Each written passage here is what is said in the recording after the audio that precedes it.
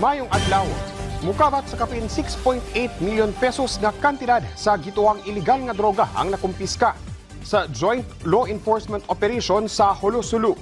Gimo sa Serente Street sa barangay Chinese Pier, Hulosulu niadtong Mayo 19 ning tuiga ang operasyon sa pagpanguna sa Philippine Drug Enforcement Agency, Sulu Provincial Office kauban ang mga ahensya sa gobyerno.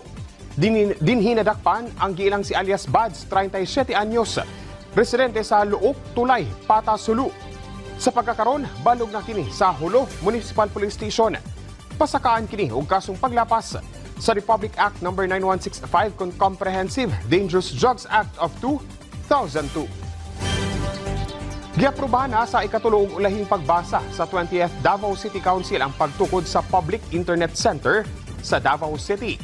Kiniadto sa gihimong sesyon adlaw nga Martes, Mayo 20 ning tuiga sa sangguniang panglungsod sa Davao City.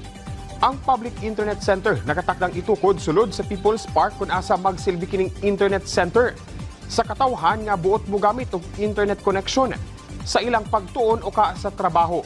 Sumala ni Committee on Information and Technology Chairperson, Councilor Bons Andre Militar, 2 andanas among gambalay nga butangan og 50 ka computer units.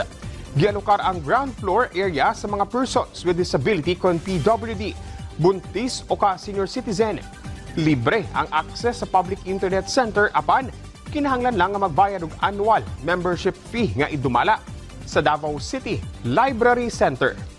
Ug mo kadto mga nagunang balita dinhi sa PTV Davao. Ako si Jay Lagang para sa Pambansang TV sa Bagong Pilipinas.